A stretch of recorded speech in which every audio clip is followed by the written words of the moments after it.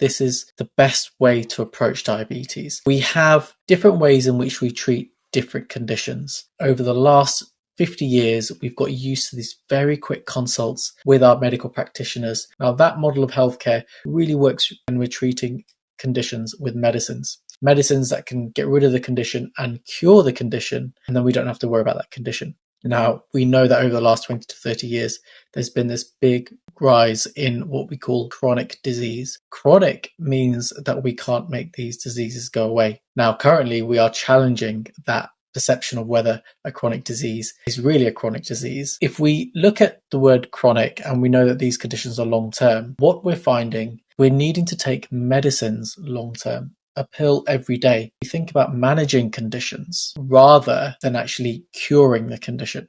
Now, I'm not saying you can cure diabetes, and certainly there are different schools of thought around curing diabetes. This is not just going to happen taking a medicine. You're listening to this, so you know that already. But it's also not going to happen just by improving your nutrition. Now, for some people, it can happen just with nutrition, but usually it requires a whole number of other factors together to make this happen. When you think about your sleep, whether it's good or bad, will impact your appetite and your hormones for your appetite. So if your hormones for your appetite are affected, that's naturally going to change your behaviors or the drive to eat certain foods or eat more unhealthy because you want to gain energy from that food more so than if you slept well. If you're under more stress, we know that impacts on cortisol, and we know that cortisol can drive more glucose release and also impact on insulin sensitivity. So we know that all of these things are combining together, and of course movement and exercise is in there as well. We've got to think about all of this together. So it is about diet and lifestyle, but it's also more than that. There's three key things that we're talking about today: nutrition, lifestyle, mindset, and healthy habits. And this is really an overview of a holistic approach for getting the best results for type 2 diabetes remission. Now, I mentioned those three things because the nutrition, if we get it right, enables flexibility and choice, avoiding restriction. You don't have to give up foods. From a lifestyle perspective, it is more than your exercise. It is considering your whole life. It is your movement as well as exercise. I'd say they're slightly different, but also your well-being, your sleep, and your stress management. If we combine all of that with your nutrition, then we're hitting maximum impact. So those are two factors. What's the third? The third is your mindset and getting healthy habits, your psychology. This is important. We're driven by our brains, not just our logical brain, but also our primitive brain. And we want to get that under control too. And when we get this right, you get sustainable, long-lasting impact. It becomes easy, and it helps to reduce the need for motivation. Because the thing about motivation, it can only last for so long, and often we need motivation to keep motivated. So it becomes a self-perpetuating cycle in a way. So Fiona is in her 50s, and she was one of my clients 2 years ago. And she had been through many NHS programs and was currently taking a GLP-1 injection. She had been taking that GLP-1 injection for more than a year. I think it was coming up to 2 years. And her A1c during that time had stayed between 90 and 110. When she joined the program, and at that time it was a group program, her A1c was 110. After just 6 months, her A1c had come down to 52, and then it eventually dropped down to 46 just after 6 months. That's a huge, huge drop. Now, that's talking in the European numbers, in the millimoles per mole. We're talking, essentially, we're halving the blood glucose level. So really, really big drop. Fiona's now in the pre-diabetic zone. 1 year later, her A1c went from 46 to 48. Then it was in the type 2 diabetes zone, but it's still remaining stable. And she's not taking GLP-1 injections. She's also stopped the glycoside, been able to stop one of her blood pressure medicines too. But it was one thing in particular that stood out, and it wasn't rocket science. She started working with her family for healthy meals.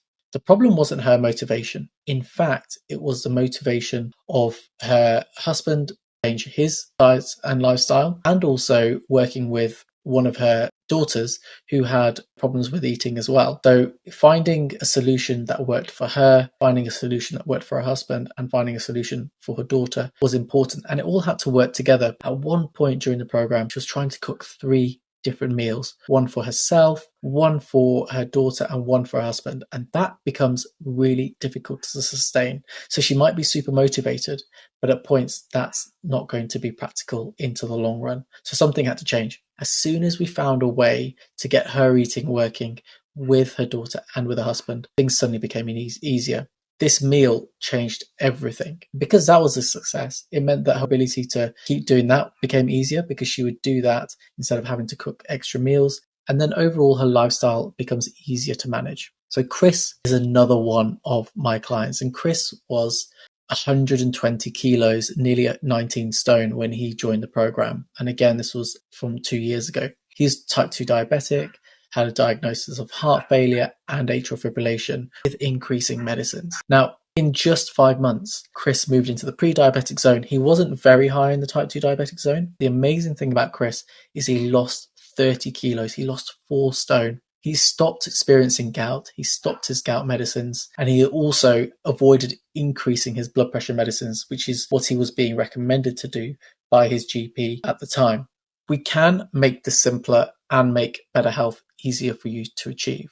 His approach was upgrading his knowledge on the nutrition. He was highly motivated, and of course, motivation does have an impact. But Chris has maintained that, but he's maintained it because now he's not experiencing so much pain. He knows the movement and exercise side of things. He knows that he can keep that moving forward in an easy way because it works for him. His swimming pool is right around the corner from him. He's got gym options, and when he travels, he's got other options there. Making things easier in your environment is another key thing. Now, I'll give you a little secret right now. The fourth factor is the environment. What makes getting diabetes into remission or under control more difficult, especially from a nutrition perspective? Well, I see 3 things. First is confusion. Foods are not good or bad. And often we are so black and white with our thinking around foods. It stops us from being able to move forward in a practical way. And it means that we're starting to restrict, and it becomes more difficult when we're thinking about different parts of our lifestyle, especially when considering going out, trying to spend time with others. This becomes very, very difficult. So then we've got to embrace the nutritional complexity, because when we embrace nutritional complexity, we say, yes, this is complex, but it's manageable. Complex doesn't need to mean complicated. So for example, our phones are complex, our laptops are complex, but they're not complicated to use. So we've got to recognize the complexity. We've also got to make it easy to utilize nutrition to our benefit. And then thirdly, positive food relationships. We're not going to, again, have this negative viewpoint when it comes to eating, and negative things are harder to sustain. Getting it right for you, getting it specific to you, cultural preferences right, keeping it interesting for you is really important. So being monotonous in your foods is not going to be interesting. And then of course, you don't want to do this alone. So getting some support can make this easier. Also with your family, it's important to get your family on board and the people you spend time with, because ultimately what they're eating is more likely to be what you're eating, and vice versa. Like I said, health doesn't need to be confusing. It doesn't need to mean more motivations. It doesn't mean keeping motivated. It doesn't mean giving up foods. It doesn't mean more medicine side effects. And it doesn't mean worrying about your future health. Let's talk a little bit about that nutrition, the holistic aspect of nutrition. There are 3 things to the holistic aspect of nutrition. In my view, it's reducing processed food, introducing the Mediterranean diet, and it's introducing the lower carb approach. All 3 have their merits. The one that has been studied the most is the Mediterranean approach. The Mediterranean approach looks to reducing processed foods naturally. It looks, generally speaking, and it depends who you speak to, because there isn't one accepted way of thinking about the Mediterranean approach. For me, it's about thinking about pre-1960s Mediterranean approach, the Greek diet. Now, with the Greek diet, contrary to perhaps popular belief in the Mediterranean, they don't have as much meat. They may have red meat or white meat once a week. Now, I'm talking pre-1960s, I'm not talking about now. And they may have fish once or twice a week. There was a high dairy intake, and of course, lots of complex grains in their diet as well, and lots of fruit and vegetables. When we look at the breakdown of their foods, 40% carbohydrate roughly. It's between 11 and 15% protein, and it's about 30% fat. Now, give or take, because I know that doesn't add up properly to 100%. But when we look at the fat, this is not simply fat as a macronutrient and ignoring what the detail is. It's looking at the detail of the fat, because that's really, really important. It is roughly about 40% saturated fat, but that saturated fat is mainly coming from dairy foods rather than meat sources. And so why does that matter? Well, that matters because of the different types of saturated fats. Not all saturated fat is made equal, like with many parts of our nutrition. So we've got short chain fatty acids, medium chain fatty acids, and long chain fatty acids. And then we can split fat into other different ways, like looking at omega-6s and omega-3s. But if we keep it simple and just look at short chain, medium chain, and long chain fatty acids, we want to reduce the amount of long chain fatty acids because those are the things that potentially cause problems. And we want to increase the short chain fatty acids, come from bacteria and fermentation. So of course, dairy products are much more likely to create that, whereas long chain fatty acids in the skin or within the animal itself, they're not going to be broken down into short chain fatty acids. Why do we like them? We like the short chain fatty acids because they can be metabolized by the liver and utilized more effectively. If you imagine they're already cut up, ready, they're already kind of pre-digested for the body. The body knows what to do with it. Whereas the long chain fatty acids, there's less flexibility with the body in what it can do with it. So it may mean that it's more likely to be stored, but also we know that it could be potentially more inflammatory. And inflammation is another potential risk for type 2 diabetes. So when we think about the oil that they use olive oil, polyunsaturated and monounsaturated fat. And it's the monounsaturated fat in olive oil really, really key in helping health and longevity, and of course, reducing the risk of type 2 diabetes. So that's fat. And then we think about the carbohydrates. Now, they're not heavily processed carbohydrates. They're not refined sugars. They are complex grains, for example, in bread. And the protein comes from a wide range of produce that they're eating. So the protein won't just come from the fish and it won't just come from the meat. It will come from the bread, surprisingly. And it will also come from the legumes, the nuts, the seeds that they're having. It's a really broad range of foods. So that moves on to the second thing, which is processing of food. Naturally, a pre-1960s Greek diet, as you can imagine, would have much less processed food than the food that we're eating right now. And when we see and look at the research, processed food has a number of issues related to it. The first is that it may drive more caloric intake because it doesn't make us feel full so fast. The second is the glycemic index. Now, what is it around the glycemic index? Glycemic index is the speed at which carbs break down. When carbs break down fast, there's a higher glycemic index. And when carbs break down fast, that leads to a glucose spike. Now, glucose spikes, controversy, if we just move away from the controversy, what the glucose spike might do is it may then afterwards drive more hunger, because then it leads to an insulin response and you get a quick, fast drop in your blood glucose, and then we start to feel hunger again. The third thing is factory processing. This is contentious. There are different viewpoints on this and there are different conflicting studies, but some of the work that I look at from Chris Van Tulloken, we look at foods like for like. One's been heavily processed, one hasn't. It's the processing that might drive some inflammation within the body. And the other thing about processed food is it's got lots of additives. Now, additives on their own have been checked and they're generally seen as safe.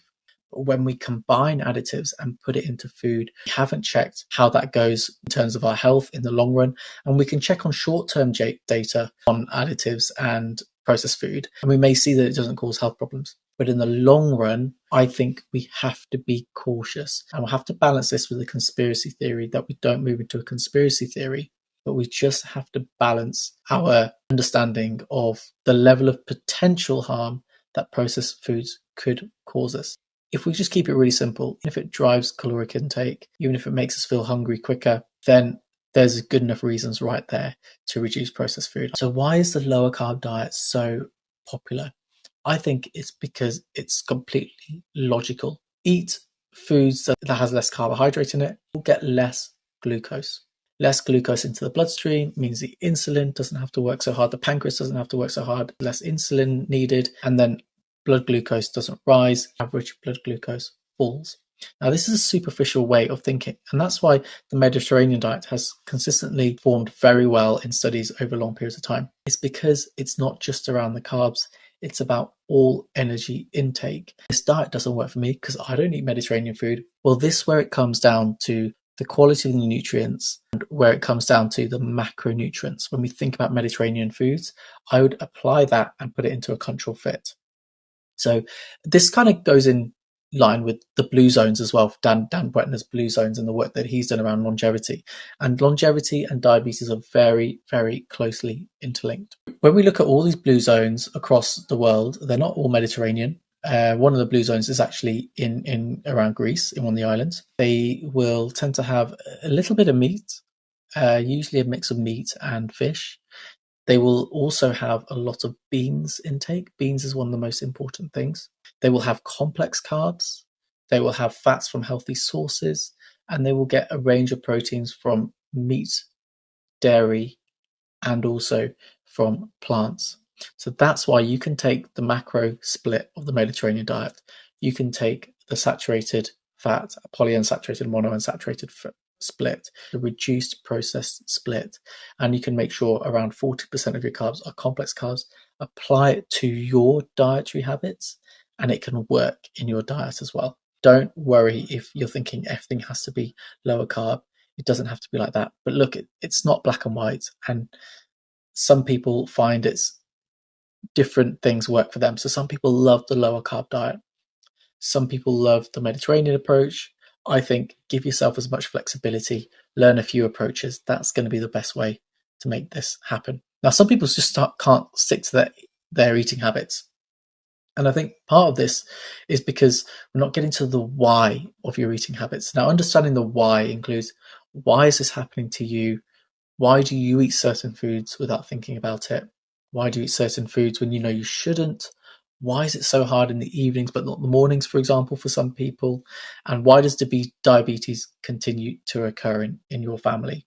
This is where the coaching element really comes in. I think understanding your why is super, super important. Let's try and stop the difficulties. I think that's the key thing here. But if you increase more flexibility into your diet, you can reduce the amount of mistakes essentially that you're making. And I don't like the word mistakes, but I think what I mean to say is that you can help to bring in more options, and it can be more sustainable if you have the options of flexibility and the freedom. You won't feel restricted. Quick thing on lifestyle, I think probably spend quite a bit of time in the nutrition there. But with lifestyle, split it into three key things: movement and exercise, mental health, stress and well-being, and sleep. When it comes to movement and exercise, the key thing I would say is walking at least 180 minutes a week. Now, if you divide that by the number of days in the week, you can see how that becomes sustainable. And if you split that into 2 walks each day, and you make sure there's a purpose to your walk, i.e. you have to go somewhere, then really you're only needing to spend 15 minutes every time you go for a walk. Now, for some people that might seem a lot. So I would work from where you're at and start to build it up. Your environment really matters here, because if you've got somewhere clear to go, then that makes it so much easier. Now, stress. If you've experienced a severe stress episode in the last 5 years, a study called the Whitehall study in the UK looked at middle-aged women. They found that they had a 60% increased chance of developing type 2 diabetes in the next 5 years because of that increased stress. Now, from my perspective, that's a huge amount. That's a huge jump compared to all the other risk factors that we've got. And we so often don't think about stress. So part of a way of thinking about type 2 diabetes is getting your stress managed appropriately, working with you to try and help manage that. And that's why a coach can be really, really helpful. Finally, getting your sleep. So ideally between 7 and 8 hours of sleep. When you get your sleep right, your appetite hormones start working properly. You're able to burn fat more easily. The body just works at a more optimal level, and you can think more clearly, and you can override your primitive brain more easily as well. So that's why it's the whole of your health when we think about sort of a diet and lifestyle approach. Psychology. Goals that are unrealistic require a lot of motivation. One of the things that you can do is work with others. So finding groups, working with your family, communicating clearly your health goals, your health needs. When you work with others, not only your health improves, but their health improves too. So getting the health improvement for everyone is really, really important, especially because I'm sure that you want to live longer, but also live longer with your loved ones. Coaching support, really key. I think it's really helpful, especially if you keep getting blockers and you want to move into a healthier realm with more ease, essentially. And also then that leads into getting those sustained healthy habits. It's all about your environment with the healthy habits. 2 things really, the environment and then going deeper, really understanding your why. And going deeper often means going back 20, 30 years, all the experiences that you had in childhood that meant that you're doing the behaviors right now. What are the experiences that you had in early adulthood that means that you're doing your behaviors right now? So it's really important to note that you are in a tribe with other people, even if you live alone. That's how humans thrive. So to thrive with diabetes, you need to be part of a tribe, in my view. Then this becomes easier. If you have people around you that are being healthier, you have a support network that are helping you, and you've got lots of options from your nutritional perspective, then you can see why motivation becomes less and less important. This just becomes part of your life. This becomes easier. Of course, when you get it right, you get sustained long-term impact. You go from monitoring to improving. You take control and you stop waiting for something bad to happen. You have wider benefits, not just on you, but on your team, which is your family, your friends, people, your loved ones around you. So that's just a reminder, relationships, getting the right support within family, and also coaching if you need it, getting sustained habits, getting the right approach to nutrition, and getting support across all the different aspects of your lifestyle. A little bit on the environment. The environment includes your supermarket shopping, ability to navigate supermarkets and food labeling confidently, ability to get your head around marketing and actually work past the marketing, see past the marketing fads that sometimes can cloud our judgment on foods, making sure you've got access to the right shopping facilities, the right health facilities, exercise facilities. All of this is really, really key. So when you want things to stick together between your nutrition and your lifestyle, and you want your coaching to really, really upgrade itself, combine it all, stick it in with the environment. The environment changes with the environment, make this super, super easy to last in the long run. I hope that's helpful for you. This is just a general discussion today around the holistic approach to diabetes and why a holistic approach is required. Everything I've mentioned is evidence-based in the science. Everything I've mentioned has looked at A1C levels with a reduction. And of course, when you combine all of these things together, you can expect to see really, really good results. Now, A1C, blood glucose, is closely tied with weight, as we alluded to when we talked about the fat in cells. So for about 80 to 85% of people, when you lose weight, you're going to get better control of your blood glucose. So if you can do that together, that's how you're going to get best results when you combine your weight loss journey with your type 2 diabetes journey. When you combine them together, in fact, you're using the same approaches anyway. So I think if you work with these approaches, the weight will start to fall too. Remember, weight comes in an S shape when you start to make changes. Sometimes the changes are slow. Then you do enough things, enough small things or big things, tips the balance, leads you to having a much faster weight loss. And then at some point, you tend to plateau. The plateau is fine. Don't worry about the plateau. The plateau is just where you've got to in terms of the tweaks that you've made. And then either you can stay there or you can try and make further tweaks. Hope that was helpful. We'll check in soon. I'll be back on Good Self soon. Have a great Monday and a great rest of the day.